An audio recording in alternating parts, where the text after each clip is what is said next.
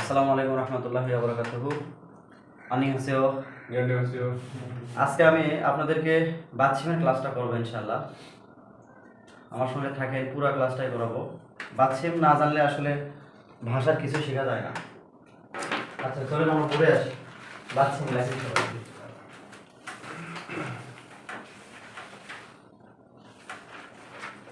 Choice কর বাচ্চিম।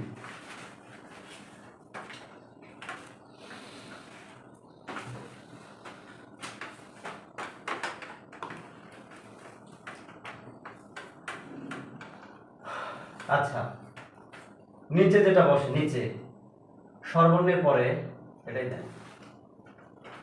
এটা কি স্বরবর্ণের পরে, স্বরবর্ণের পরে লেখেন ব্যবহৃত সর্বশেষ ব্যঞ্জন বর্ণটিকে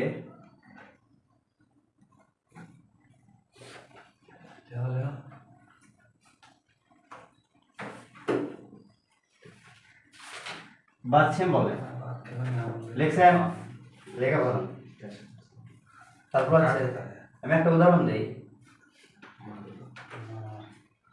জিহাদ ছল,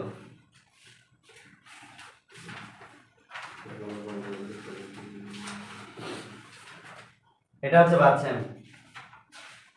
স্বরবর্ণের পরে দেখেন বসেছে এটা, এদের রিয়েলটা এখানে বাচ্চিম।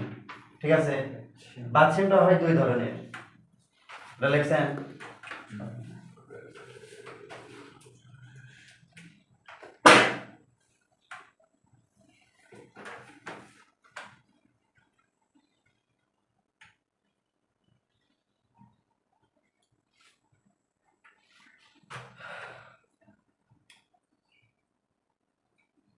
চেনার উপায়,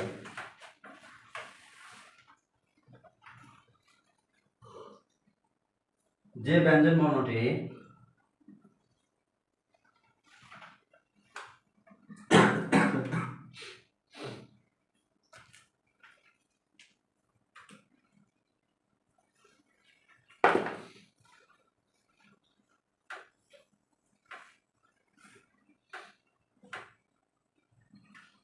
নিচে বসে তাকেই বাচ্চিম বলে। লেখেন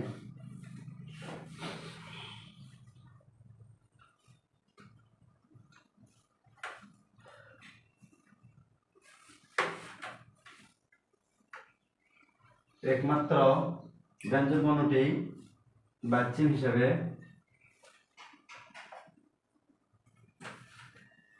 ব্যবহৃত হয়।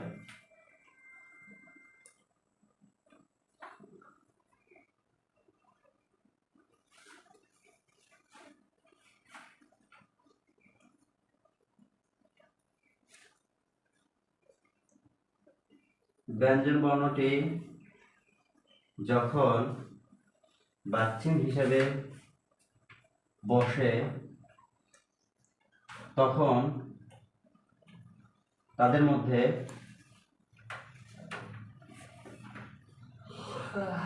উচ্চারণের পরিবর্তন হয়।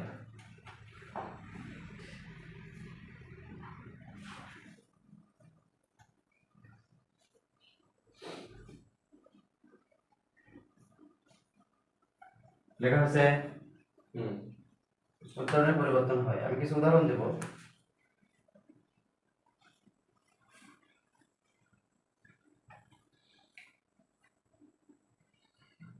আচ্ছা, আমি এসে দিলাম ওপর থেকে।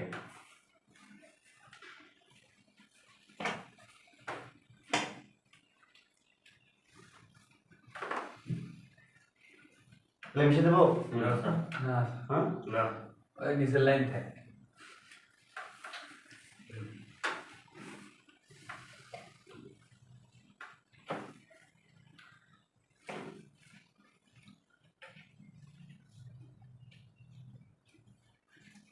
বাচ্চিম হচ্ছে দুই ধরনের লেখা, প্রকারভেদ।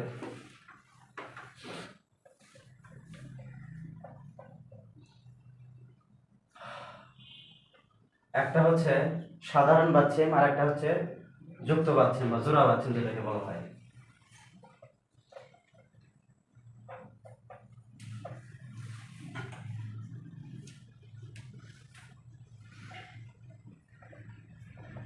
সাধারণ বাচ্চিম আর একটা জোড়া বাচ্চিম, দুটোই লাগে।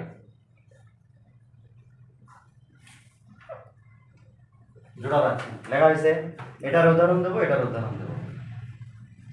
সাধারণ বাচ্চিম এর আগে যে উদাহরণটা আমরা দিলাম ওটা দিলেও হবে, জিহাজ হল।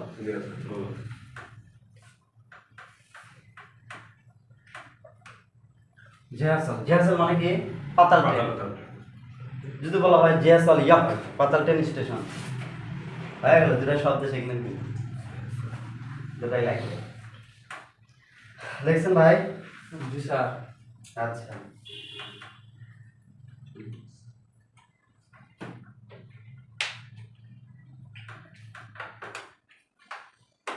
এমনি ঠান্ডা লাগে স্যার, এসি দিছেন আজকে। তুমি তো গেছিলে পাওনি না না না কোনো প্রবলেম নেই আমরা খুলে দিব সকালবেলা। যে যে কাজে থাকে এটা সিলিং একটা খেতা গায়ে দিয়ে আমরা মাথার অবস্থিত ঘুম পাড়তে দরকার আছে। তুমি এলাম দিছি ঘুম পাড়তে উঠলো না। কি আছে? আমি তুমি আমার খোলা থেকে বহুত যাচ্ছিল নেই এলাম আছে কিভাবে ইংরেজি তিনটের সময় উঠে ম্যাচ দেওয়া, তিনটের সময় নিতে আজকে আজকে 5টা দিয়েছি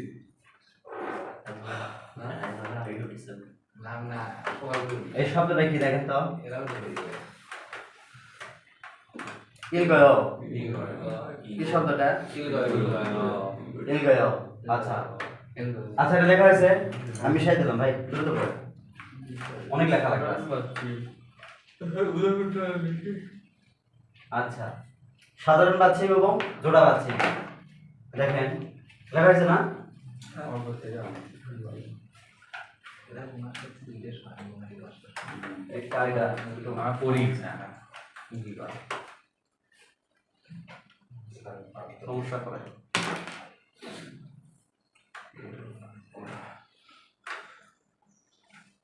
11টা মনে হয় জোড়া বাচ্চিম আছে, তাই না? মনে হয় না, কারেক্ট, শিওরই তাই।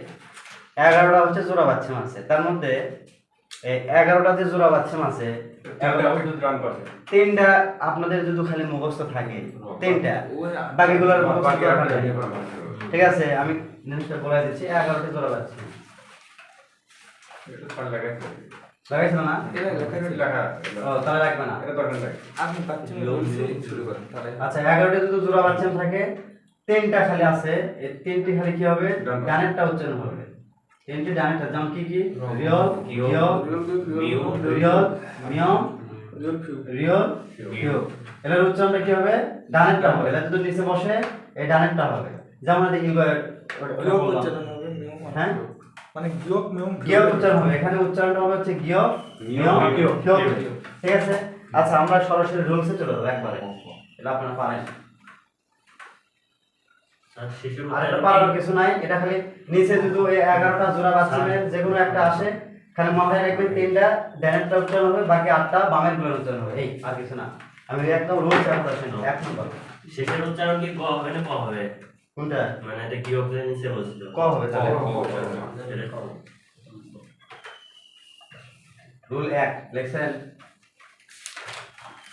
বাচ্চাদের একবারে সরাসরি চলে যান। স্যার বাচ্চাদের 13টা রুল দিবেন নাকি? হ্যাঁ, এটা একটু ক্লোজ করেন, সব 13 ক্লোজ করে 1 টাকা বেশি। A to Z